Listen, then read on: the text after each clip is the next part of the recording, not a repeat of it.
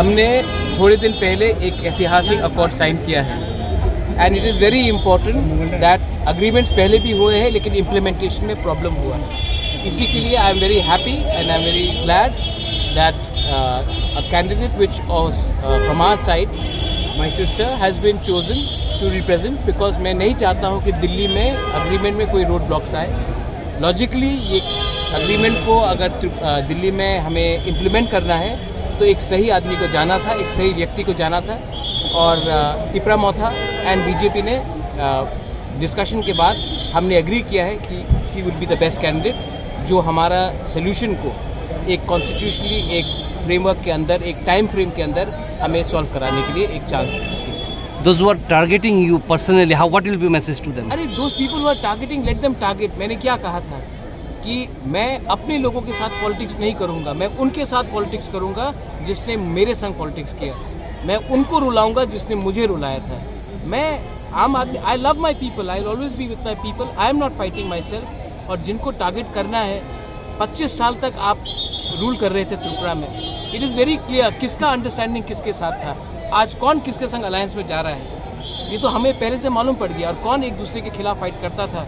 लेकिन एक ही सरकार जीती थी त्रिपुरा में, तो वो छोड़ दीजिए, दे आर नॉट इम्पोर्टेंट। पूरे इंडिया में ये लोग हार रहे हैं, तो यहाँ में भी कोई चांस ही नहीं है इनका कोई जीत के आने के लिए, कोई चांस ही नहीं है। I don't think we should give them too much importance. Madam, आपका क्या मैसेज रहेगा for the people of Tripura? Well, we are all here to work together for the people of Tripura, and I will give my best. I will see that whatever we are trying to do, and we will try and complete that. Thank you very much for your support. आप लोग सबका बहुत-बहुत धन्यवाद. And I'm sure the blessings of my grandfather is also there, and your blessings, which is the most important. Thank you so much. Thank you, ma'am. Foundation CA को लेकर नहीं हुआ था, एनआरसी को लेकर हुआ था। सीए और एनआरसी में बहुत फर्क है। पहला बात है, सीए लागू हुआ 28 नवंबर 2019 में। हमारा जो मैं जिस दिन मैंने रिजाइन किया, 24 सितंबर एनआरसी के इशू में मैंने रिजाइन किया, और मेरा केस सीए का है, आज भी सुप्रीम कोर्ट में है। और मैं विश्वास करता हूं कि जब त्रिपुरा के बारे में बात होगा तो supreme court will take a decision.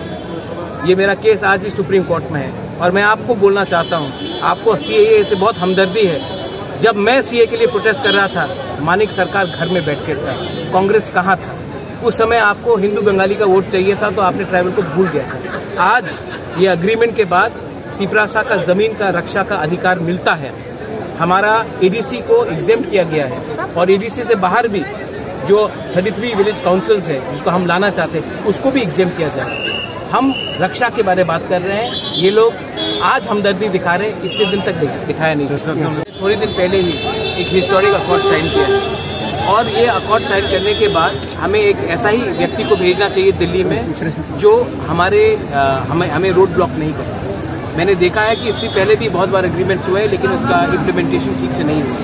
इसी के लिए तिपरा मोथा एंड बीजेपी से हमने बात करके जॉइंटली सेलेक्ट किया है कुमारी कीर्ति को, और मैं जानता हूं कि ये कैंडिडेट जीतने के बाद हमारा जो अकॉर्ड हमने साइन किया है वो अच्छी तरीके से इम्प्लीमेंट होगा, क्योंकि नुकसान करने के लिए बहुत लोग हैं।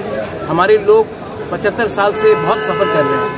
आज अगर हम उनको कुछ दे सकते हैं तो वो मेरे पार्टी या कोई भी पार्टी से बड़ा होगा। अंत में हमारे तिपरासा जो कष्ट में है उनको कुछ मिलना चाहिए, और इसी के लिए मैं खुद नहीं जा रहा हूँ, मैं यहाँ में रहूँगा, और हम जॉइंटली अपनी बहन को भेज रहे हैं, क्योंकि ये अकॉर्ड को हमें ग्राउंड में इम्प्लीमेंट करना होगा। अपोजिशन वाले बोल रहे थे, पहले आपका स्लोगन था पहला जाति उल्ला पार्टी, मगर आज आपकी फैमिली से कैंडिडेट बना है, तो ये क्या इसको लेके क्रिटिसाइज हो रहा है, तो क्या बोलना चाहेंगे? सर, ऑपोजिशन है नहीं त्रिपुरा में, ऑपोजिशन इंडिया में नहीं है। और दूसरा बात है, मैं कांग्रेस में प्रेसिडेंट था, मैंने क्या बोला, पुइला जाति उलो पार्टी। आज भी पार्टी का नहीं सोचकर, जाति के बारे में सोचकर मैंने कैंडिडेट दिया है। सिंबल इम्पोर्टेंट नहीं होता, इम्पोर्टेंट होता है अपने लोग। आप लोग अगर ये बात समझ सकते हैं, तो अगर आपको पार्टी ही बचाना है, तो कांग्रेस और सीपीएम ने जो अंडरस्टैंडिंग किया है, इससे कितना नुकसान हो रहा है कांग्रेस को। मैं भी कांग्रेस का एक वॉरियर था, मैं जानता हूँ 30 साल तक 25 साल तक हमको नौकरी नहीं दिया गया, रेगा से बाहर रखा गया, बहुत लोगों का उम्र पार हो गया, सीपीएम ने उनको नौकरी नहीं दिया। आज आपने पार्टी को बचाने के लिए दिल्ली में अंडरस्टैंडिंग कर दिया और यहाँ में हमारे वर्कर्स को छोड़ दिया। तो ये सब बात करके मैं ऑपोजिशन को इतना स्पेस नहीं देना चाहता हूँ। वो लोग 25 साल तक राज कर रहे थे, क्यों नहीं सोचा हमारे बारे तक? कहाँ गए उनका हमदर्दी? आज डेमोक्रेसी बचाना है आपको, कॉन्स्टिट्यूशन बचाना है, तो हमारा कॉन्स्टिट्यूशनल राइट्स के बारे क्या हुआ? तो ये सब बात के लिए मैं इसमें महत्वपूर्ण नहीं देता हूँ। और मैं जानता हूँ ऑल ओवर इंडिया ये लोग नहीं जीत रहे हैं, तो मैं अपने लोगों को गलत रास्ते में क्यों ले जाऊँ? मैं उन्हीं के साथ बात करूँगा जो हमारे लोगों को कुछ दे सकता है। और आज के दिन गवर्नमेंट ऑफ इंडिया एक ही सरकार बना रही है। सर आपका रिपोर्ट जनवार्ता न्यूज।